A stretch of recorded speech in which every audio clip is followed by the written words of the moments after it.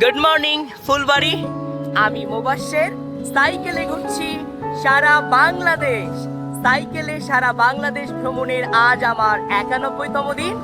আর 91তম দিনে আমি আছি বাংলাদেশের দিনাজপুরের ফুলবাড়ি উপজেলায়।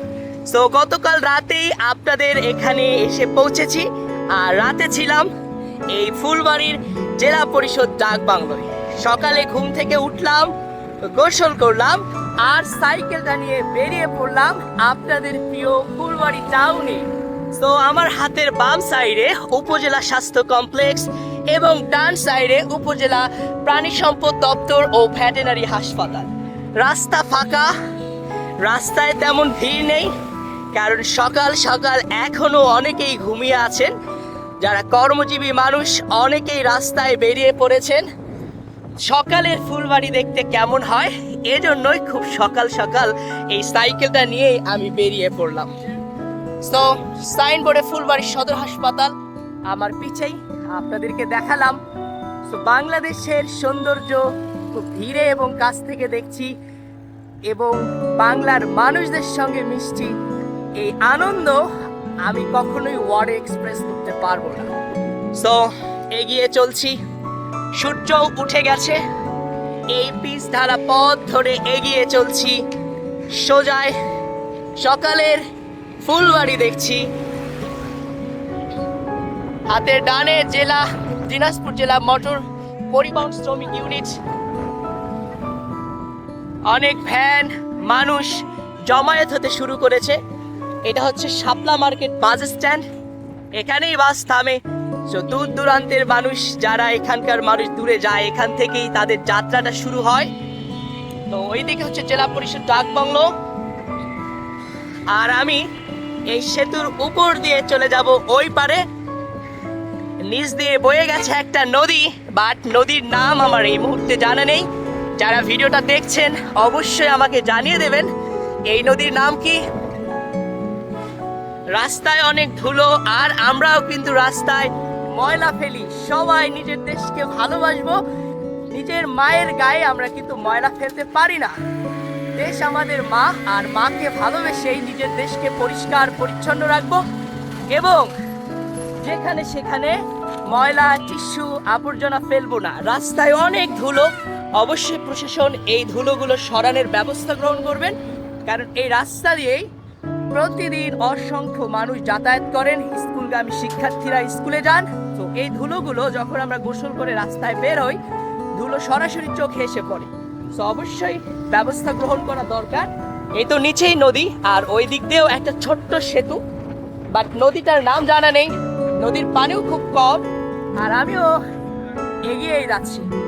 তো সূর্য উঠেছে, গরম লাগছে আর আমিও ঘেমে যাচ্ছি, বাট থেমে যাচ্ছি না, কারণ থেমে গেলে পথ আরো বেড়ে যাবে, দূরত্ব বাড়বে। চলছি আর দূরত্ব কমাচ্ছি। বাংলাদেশকে খুব ধীরে এবং কাছ থেকে দেখছি।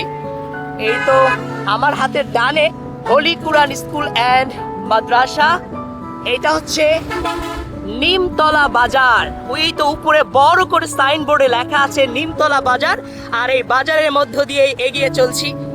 বাংলাদেশের মানুষ, বাংলাদেশ সত্যি অসাধারণ। শুধু বাংলাদেশের মানুষেরা আমরা যদি এই বাংলাদেশটাকে যত্ন করে মায়া করে যদি সব কিছু করি, আমার দেশ পৃথিবীর একটা সেরা দেশ হবে।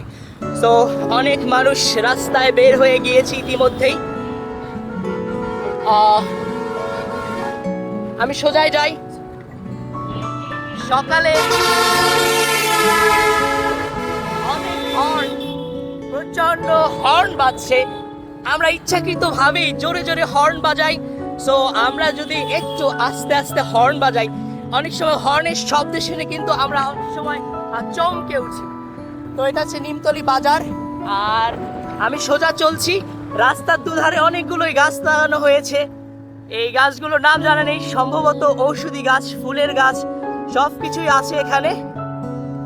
এটা হচ্ছে সকালের ফুলবাড়ি উপজেলা আর এই ফুলবাড়িতে আরো অনেক ধরনের ফুল লাগানো উচিত। এই তো আমার হাতের ডানে আছে কৃষ্ণচূড়া, আরো আছে এই তো সোনালু, বা কেউ বলে সোনালী, সব ফুল এখানে রয়েছে। চমৎকার ভাবে আরো সাজাবেন প্রিয় ফুলবাড়ি উপজেলাকে, ফুলের মতো যাতে সুন্দর লাগে, ঝকঝকে লাগে, সেইটাই আমি চাইবো। সো এগিয়ে চলছি। আজকের এই ভিডিওতে আপনাদেরকে ঘুরিয়ে দেখাচ্ছি সকালের শান্ত, নির্মল আর সুন্দর ফুলবাড়ি।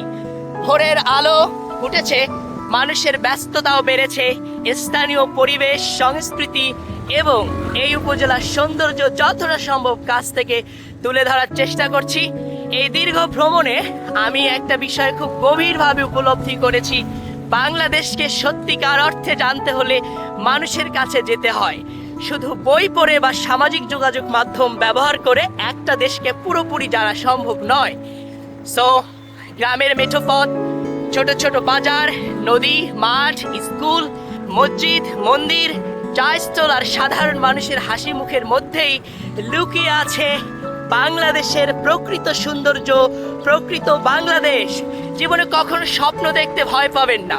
মানুষ নানা কথা বলবে, মানুষ সমালোচনা করবে, নিরুৎসাহিত করবার চেষ্টা করবে, কিন্তু আপনি আপনার লক্ষ্যে অটল থাকবেন। তাহলে একদিন সেই সমালোচনায় আপনার সাফল্যের গল্পে হারিয়ে যাবে। চুপ থাকবেন না, যদি চুপ থাকেন আপনি হেরে যাবেন। তাই অন্যের কথায় নয়, নিজের বিবেক ও সৎ উদ্দেশ্যের উপর বিশ্বাস রাখুন। আরেকটি কথা, যেখানেই যান সেই জায়গাটাকে সম্মান করুন, রেসপেক্ট করুন। সো পরিবেশ পরিষ্কার রাখুন, স্থানীয় মানুষদেরকে সম্মান করুন।